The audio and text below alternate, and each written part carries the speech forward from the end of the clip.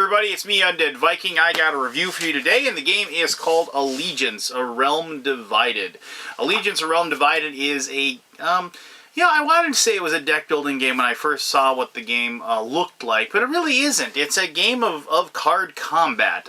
Each person will be playing a hero of some sort, be it like this paladin here, or this ranger, or this necromancer, and there's a bunch of other ones, but there's no art. This is a prototype I got, and you all, like 4 players, up to 4, you sit at the table and you wage war against each other. You recruit units to fight for you and defend you. You use different powers that your warrior has, your hero has, and like they gain in power as the game progresses. And then you kind of have this like seesaw battle between you and the other people at the table, always trying to maintain and keep yourself like both high in health, but also doing tons of damage to other people until you basically kill them. You knock them out of the game, and it was such a refreshing thing for me to actually play a game like this, because it isn't dice. There's dice in the game, but they aren't rolled. I got like this big bag of blue and red dice, and I was like, oh my gosh, I can be rolling like thousands of dice in this game, because like literally I have tons of them. But no, after I read the rules, the dice are just markers used to to mark like health and mark added power. But I'll show that to you in a little bit. But no, I mean, it was such a fun game to like actually like attack and destroy each other.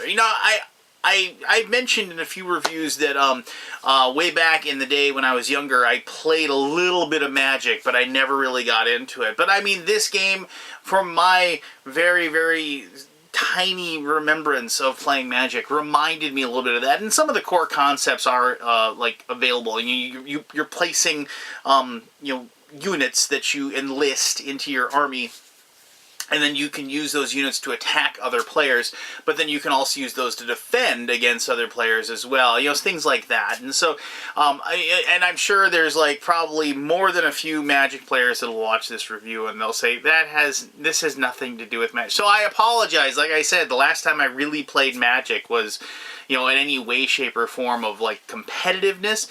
It's well over 10, 15 years ago. So I apologize for the comparison. But I'm probably talking way too much about like the actual review of what I think about the game a little bit too soon. Why don't I show you how to play the game? It's not going to take long at all, because I'm not going to go really in depth, because I'm not going to show like a full gameplay version of it and show you everything. I'm just going to show you the components and show you the basic mechanics of the game. And then we'll come back and I'll tell you exactly what I think, and like I always do, and as I always do, somewhere along the line, hopefully you'll figure out something here that maybe interests you, and you'll check the game out, and you'll back it on Kickstarter, and so you can get a copy of it sent to you once the game is made. Alright, so Allegiance, A Realm Divided, let's show you how to play. Alright, here we go. This is Allegiance, A Realm Divided. I'm just going to kind of show you the different components and what have you. I'm going to show you how the game basically works. This is a player board. Everybody gets one of these. This is just used it gives you a really good quick overview of the turn, how the whole phase goes. And this is how you determine your production. This is how much gold you make each turn. And this is your health, obviously, and gold that you have on you at this time. Production starts off at 5 and increases every turn by 1. So your gold keeps growing and growing and growing as you play the game. And you just go ahead and put one there, and then you have a symbol over on the 0 as well, so that would be 5. So if your production was ever like 22, you'd go like that. Pretty simple. And then you start off with 0 gold, but at the very first turn, obviously, you'll produce that. And then you have a health token, and then depending on the hero that you select, determines the starting health of the hero. So you have these big, giant player boards. Here's a necromancer. This is a paladin. Here we have a ranger, and I have a bunch more, but they don't have pictures. The Mad King Janus, General Thedric Egan, commander of the Free Armies. All these guys have awesome names. The Last Triarch Desoth Pravus, the Demon Knight. All these people have Pretty awesome names. But I'm just going to go ahead and take the Paladin, and I'm going to be using him for just showing you how to play the game.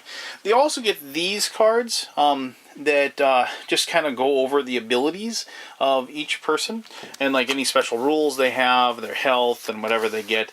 And these are more for your opponents to be able to have to look at, so they can tell what your abilities are and what have you, and so they can kind of keep track of what you can and can't do.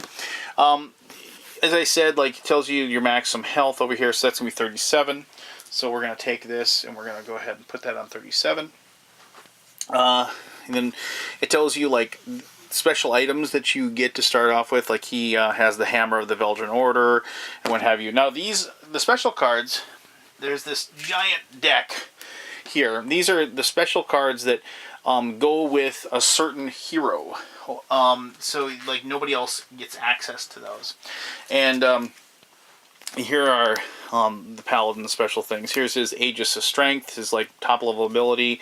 Here's that hammer. Here's his armor. And on the back, you can see there's a different, like, Celestial Vestments. And over here, the Styrka Validata. So there's no picture, obviously, but... And so you get those cards, and you get to place them down in your play area. The special rule, you know, it's like, the special rule happens to be that the Aegis of Strength can only be used once. It can't be canceled, and the effect lasts for the entire game. You can see that's this special ability that's down here. Says, obviously, permanent. But everybody has initial ability, which is always this equip armor and a weapon. You basically have you're going to be placing tokens on your thing to show that you have the ability, like at the ready. Then when you use it, they go here, and every turn you move these down, and so they go unready and they become ready. And you can actually use certain powers and stuff to move this stuff back and forth. Usually you wouldn't move it back in any way. You do that to your opponents, but you can ready these things faster. And then over here, you can see there's a gold cost for this amount. So like here, this one's 1, this one's 4. And when you buy that, you get to place another token down. Whoops. You get to place another token down to show that you have that ability, and it's at the ready. And they come into effect ready and able to be used. You have to have the initial ability, obviously, to be able to get one of these. As soon as you have one of these, then you can get one of these. As soon as you have one of these, and so on and so forth. And you just climb the ladder of the abilities. So that's how that works. So, to begin the game, you have these 3 giant decks. This is the action deck. These are the basic units. These are the elite units. Unit cards will have, like, here's an Exalted Griffin Rider. It'll have a gold amount, like this one costs 15 gold. And then it tells you certain abilities that they have. And you can see in combat, it does 3 damage, and then it has 5 health. And so at the end of the turn, put a +1/+1 counter on each unit you control. And the +1/+1 counters are these blue dice. And so the +1/+1, obviously, if you're following, it adds 1 to each of these. So if you had a token like this on there, that means that you gaining 1 and 1 of each of those. And then, like, if you gained, like, if you had a 5 on there, that means it's +5/+5. And so you'll be adding these to the cards. And so when Exalted Griffin Rider is destroyed, put a +1/+1 counter on each unit you control. So it's just, you know, obviously he's like a super powerful guy that improves the abilities of the other things in your control. And some of these are just, you know, like here's no picture obviously, but here's a boring pikeman. He's only worth 4. He's got a 2 and a 5. When pikeman attacks, its base attack, power, and health become 5/2 instead of 2/5 until the end of the turn. So just like little things like that you can remember about the units that you have. And then actions. Actions are like basically these interrupt abilities and things like that you can use. Needed respite, 5 gold. Heal 3 damage from each unit you control in your hero. So, like, cool little abilities that you can use.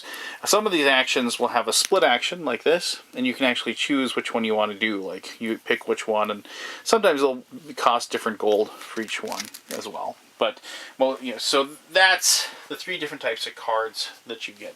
To begin the game, most, but not all, of the heroes will get one of each, a basic and an elite unit, and they get 2 actions. And so, they'll have their starting hand of cards, and they'll have the different, things that they can do as far as those are concerned. And on your turn, everybody does production, so you increase your production by 1, you gain gold equal to your production. So if that was, so we'd have 6 gold, and then there's a refresh phase. The second thing that happens, each person, you move your cooldown. If you had any of your other cooldown counters up here, you would move them down, if you will, and then to say they get closer to being ready. And just like lots of games, like if you had a unit that had attacked and was exhausted, you would then, during the refresh phase, turn them back so they would be unexhausted and they'd be able to be used. Then you have a draw phase where each person gets to draw 1 card from any of the 3 decks of their choice. They get to pick one, so we'll go with another basic unit. Why not? And we got a Temporal Manipulator. When the Temporal enters your territory, you move target cooldown counter up or down 1 square. So you get to pick a target cooldown. You can move one of yours down, or you can pick somebody else and move theirs down. Notice it says enters your territory.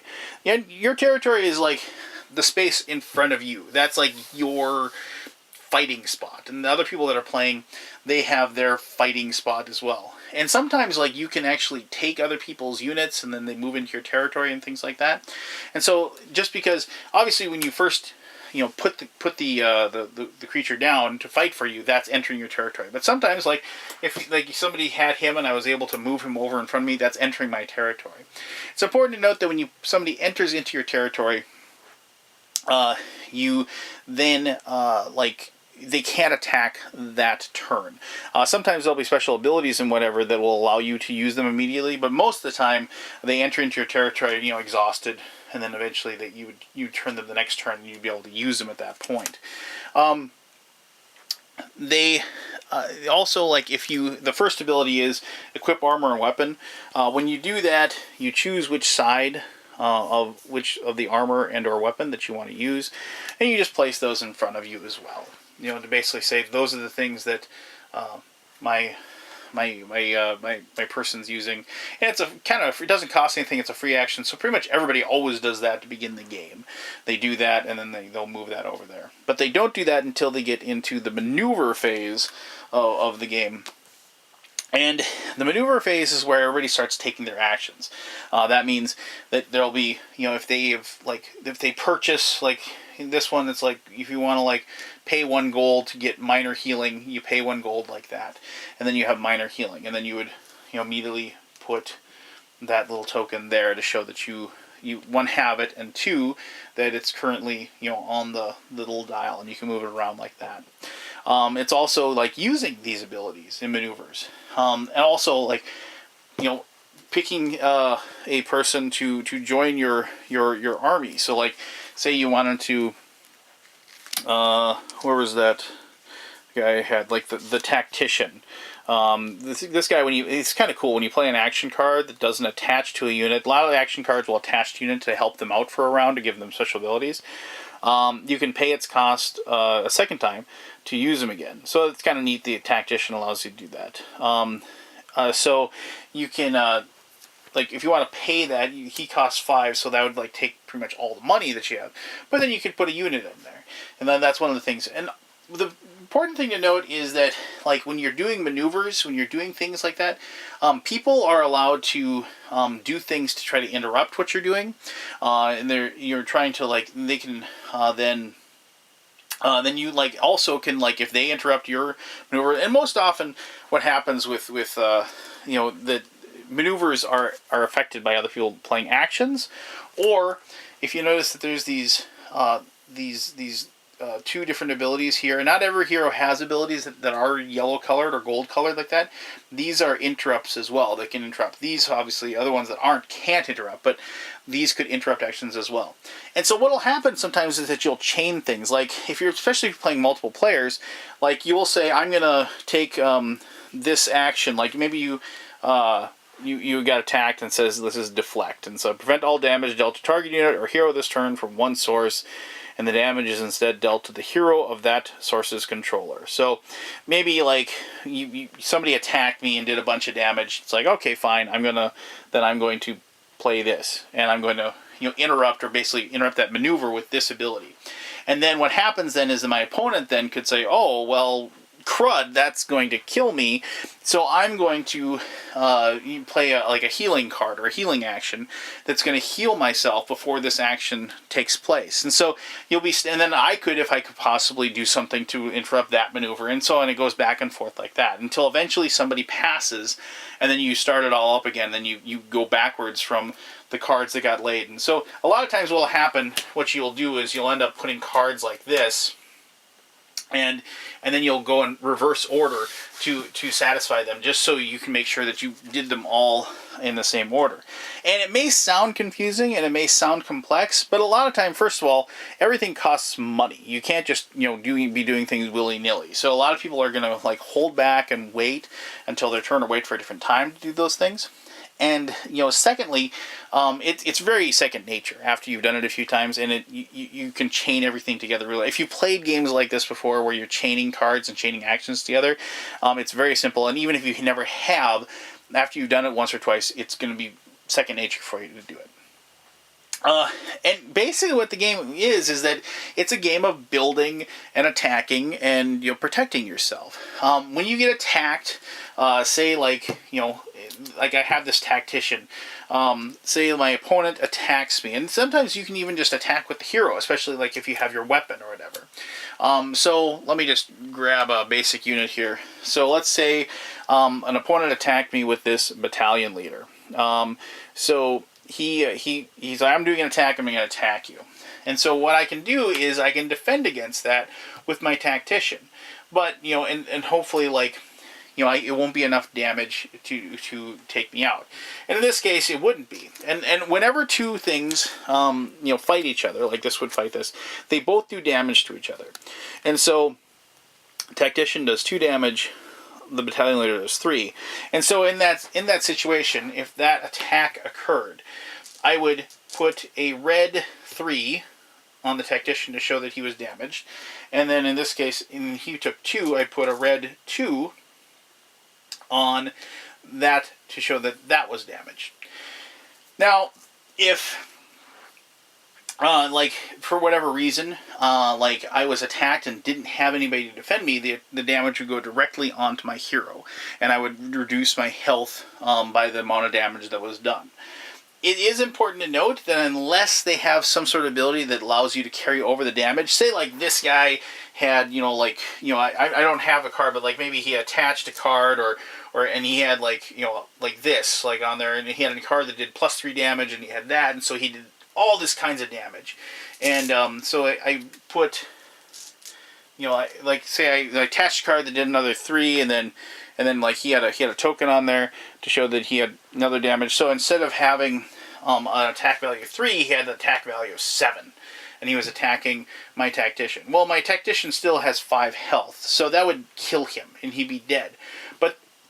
But the 2 damage, and then when you get destroyed, you take them and you put them over in the discard pile. And that's important to know, because a lot of times players, especially the Necromancer, has the ability to go through the discard pile and pull things out of that. So make sure you put those in the right discard pile. But the carryover damage doesn't transfer over to my hero. And so a lot of times, like, unless there's like a certain ability that allows you to do that. But in most cases, it won't. So you'll have sacrificial lamb type units that you will give up, to basically die for you, so you don't take the damage yourself. The trick is like maintaining like both units that are great at attacking, but also units that are great at defending, and also not stretching yourself too thin and maybe doing all-out attacks. Because when you attack, you can pretty much attack anybody. If you're playing multiple players, you'd say, okay, this guy's going to attack you, this guy's going to attack you, and my hero's going to attack you with my weapon. And so you can do all those things, and everybody then reacts to it defending-wise. But, like I said, you always got to make sure that you keep something back to protect yourself, because you don't want to run into the situation where you've attacked with everything and then they can't defend you when the next person goes, and you're leaving yourself open for to be destroyed. So usually, depending on the variant or depending on what you're running, like if you're playing with multiplayers, you're playing teams, you're trying to take each other out. If you're playing head-to-head, obviously it's just a head-to-head battle, and there's other variants as well, and I'll go into those more when I do my conclusion. But basically, you are able to play until your health runs out. And as soon as your health runs out, you have been destroyed. And hopefully you do that to your opponent before they do that to you. And then you can win a game of Allegiance. So, alright, well, there you go. That's the real bare bones, basic way of how you play the game, how the different cards work. And look at these decks of cards. I mean, they're just huge. There's tons of cards in here, and there's some repeats, but I mean, there's enough variety and enough differences in everything that's in there that, I mean, like you always hear that no two games are the same. That's definitely the case with this one. No two games of this is ever going to be the same, especially because you have all the different main heroes that you can play with their different abilities, and plus all the different cards you have and everything else. It's a tactical game. It's got some luck to it because of the fact that, you know, card draws and whatever. But I like games like this because I don't like being able to count on getting certain cards in my hand. I like the randomness of drawing cards and figuring out a way to use the cards that I have to defeat my opponent. But I'm getting into my conclusion at this point, so let's just stop this, and I'll tell you exactly why I really dig this game. Hello! You know, whenever I end up with 4 6-sideds in my hand, I am always just possessed with the desire to roll up a Dungeons & Dragons character. Let's see here. That's not bad. Started off with an 11. Let's go here. Well, that's an 8. Let's just get rid of these. Alright, so there you go. That's how you play Allegiance, A Realm Divided.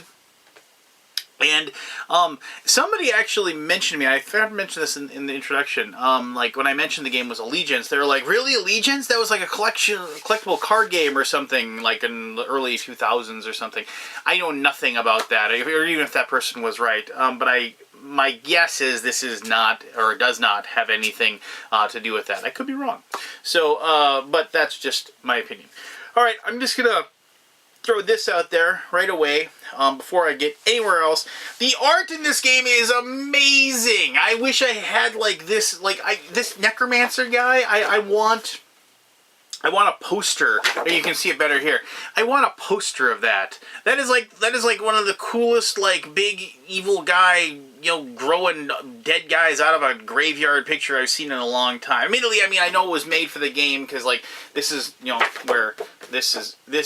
But I mean, just that guy just looks awesome. You know, and he probably isn't even the best character to play, but he's the character I always play just because I think he just looks so intense and so amazing. But regardless, you know, I also, this is totally has nothing to do with anything, but, you know, okay, fine, okay, so, like, you're gonna see this, I'm gonna put it close, like, you see that guy's got a tattoo on his head, right? Where does a Necromancer go and get a tattoo? I mean, does he do it himself? Does he have his skeleton or his zombie do it? I mean, it's a pretty badass tattoo, you know, going over his eye and over his bald head, but I mean, you know, he doesn't go to the local store. It's like, you know, it's like, hello, I would like to get some ink done. You know. Anyway, so that has absolutely nothing to do with anything, but whatever. It looks cool. All right. So anyway, what do I like about the game? Well, like I said in the introduction, I really like competitive games. Like, I don't mind playing games where, you know, Euro games and what have you. We've gone over this before. But sometimes I just get that itch where I want to be, like, you know, trading body blows with somebody that I'm fighting, and I want to be able to just say, oh yeah, well, here, take that, you know, and then, you know, buff up a creature to, like, some great lengths and then just smash into like my opponent and things like that. And I really enjoy that procedure.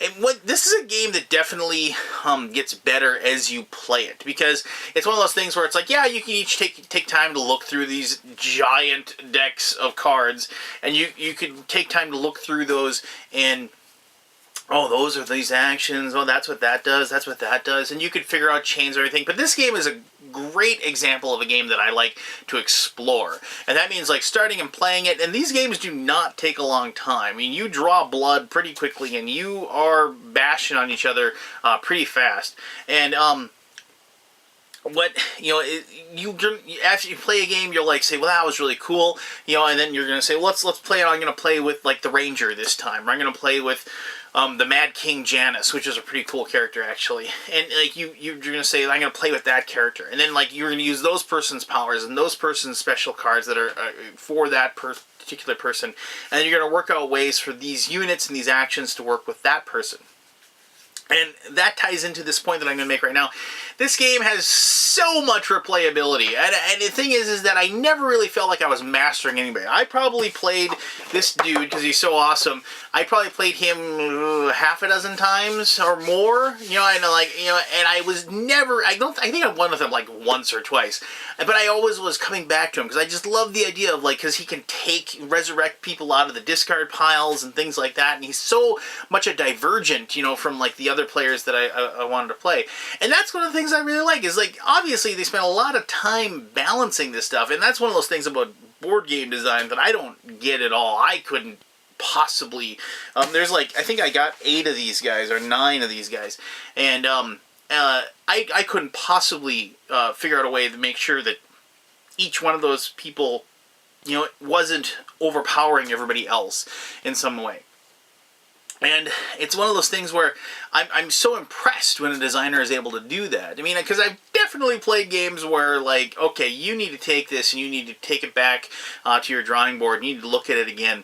And you need to alter some stuff, because there's just like a flaw or what have you. And I'm not trying to be mean and saying that people don't know how to design, but sometimes like designers, they just miss something and they don't catch something. Look at like Caverna recently. There was like a combination of 2 or 3 different things that basically was that hacked the game in some way. But I'm getting beyond myself here. But this game, at least in the nearly dozen plays I've had of it so far, I haven't yet found anything like that. Now, maybe there is, and I just haven't discovered it, because I'll be honest, I haven't played each and every single one of these people, and I think there's 1 or 2 that never got played by my gaming group, but it's really well done.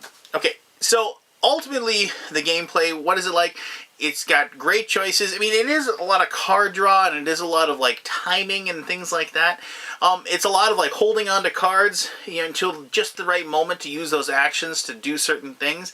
It's trying to figure out when's the best time to attack with your creatures, when's the best time to like keep them back, and there's this nice ebb and flow.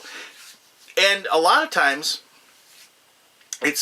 even when you're on the ropes and you feel like everybody's pounding on you, you can just come up with one of those perfect turns that allows you to like pull yourself back up, get yourself going again, or even just take somebody out when they least expect it, just because you had a perfect combination of different abilities, different weapons and different attachments that you put on your already powerful units and things like that, and you're able to pull off a win. And then, but the same thing, it's like you have to be always present and noticeable, because obviously secret information, cards like that, you have to always be ready for the inevitability or the possibility of you just having that happen to you, and you got to be able to defend against that. And I like that about games. I like feeling that tension of like, gosh, what is he gonna do? And I like that a great deal in my games, and this one has a lot. It doesn't hurt, like I said, the artwork is amazing. It doesn't hurt that the theme is really present. It's like I feel like I'm embodying these different, especially the Necromancer, just because of the fact that you're resurrecting skeletons and zombies and whatever and things like that. So it hit on all cylinders for me. If you like confrontation games, I think you're going to really like this. If you like card games that are like vaguely reminiscent of Magic the Gathering, I think you're going to like that. If you like a deep fantasy theme, I think you're going to like it a lot. And if you're like a game that you can play in like a half an hour, because, a lot of deck building games, and this isn't really a deck building game, don't take it like that, because you're not shuffling your cards and discarding them or anything like that. But a lot of card games suffer from long periods of setup. And this isn't. It's just you flap the decks down, you grab your guy, you set him up, and you just roll. And like I said, the combat gets bloody, and it gets bloody really quickly. And so you're not going to be playing this game for a long time. I think even our 4-player games, maybe they lasted a half hour, 45 minutes. Oh, and I forgot to mention this. It's an excellent 2-player game. I got my wife to play it a few times, and we had a blast with it. And I think it possibly really fits the 2-player game mold best. However, there is a variant in there for playing with 4 players. You can play like teams and all these things, but there's all these different variants for more than 2 players. But the best one that I found, and this was amazing, it was 3 or 4 players, and you sat there, and it's probably present in other games. I've just never heard of it before. But you're sitting, and you can only win the game if you kill the person on your left. And so, like, I have to kill this guy to make sure that I win the game, and that guy needs to kill me if he has to win the game. And, like, so you have a situation where when people are taking their actions or whatever, I have to make sure that I can take this guy out, but I need to protect against this guy. So, and then by the same accord, what happens then is that the person across the table and this guy, the guy that I'm actually attacking, might actually help defend me against the guy who needs to kill me off, because they don't want to lose the game, because the first person that kills their target is the person that wins the game. And whereas one part that prevents a lot of ganging up, because like if 3 players just say, okay, we're just going to take that guy out or whatever, it prevents that process. It also is just like that wonderful, like, I'm helping my enemy, if you will. So, and it's a great way to play the game. And after we played a couple of games where we were teams, we tried that variant, and after that we never looked back. We just played the you gotta kill the guy to your left. So there you go. That's my opinion as far as the number of players and how the game works as far as that goes. So thank you as always for watching this review. I greatly appreciate you taking the time to do it. If you have any questions, please let me know them, and I'll answer those to the best of my ability. And I'm positive the designer will chime in as well if needed.